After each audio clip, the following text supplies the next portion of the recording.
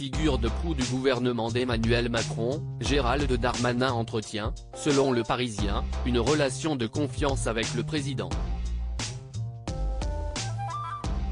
En témoigne ce dîner organisé entre les deux hommes et leurs femmes, Brigitte Macron et Rose-Marie De Villers.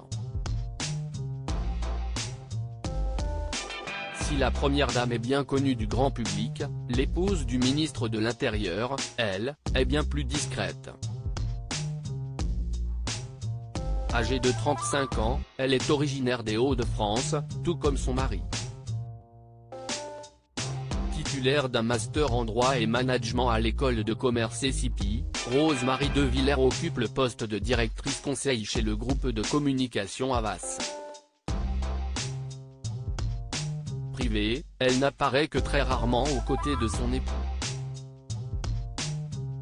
Ce dîner organisé entre les deux couples semble donc lui convenir parfaitement. Aucun détail n'a fuité quant à la teneur de cette soirée, ni les raisons de son organisation.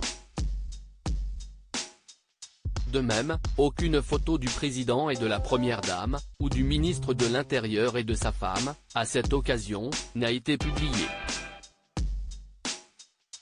Tout porte donc à croire qu'il s'agissait d'un dîner particulièrement privé entre des personnes qui s'apprécient.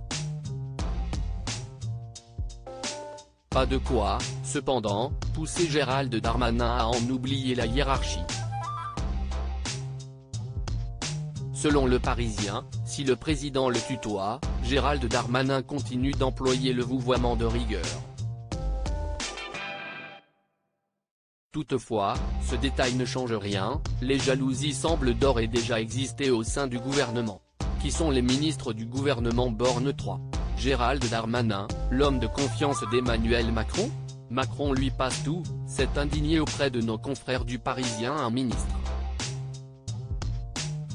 Alors que les polémiques sur les violences policières commencent tout juste à se calmer et après des jours d'émeutes dans toute la France, nous pourrions penser que Gérald Darmanin serait inquiété.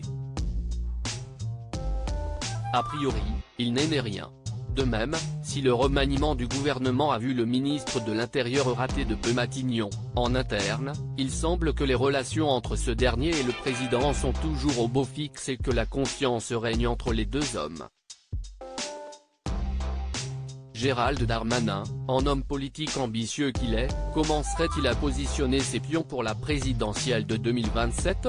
Peut-être cherche-t-il à obtenir le soutien du président sortant ?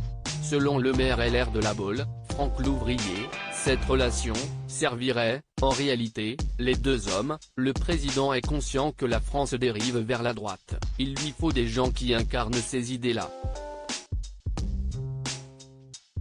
Ce n'est pas une question personnelle, c'est une équation politique.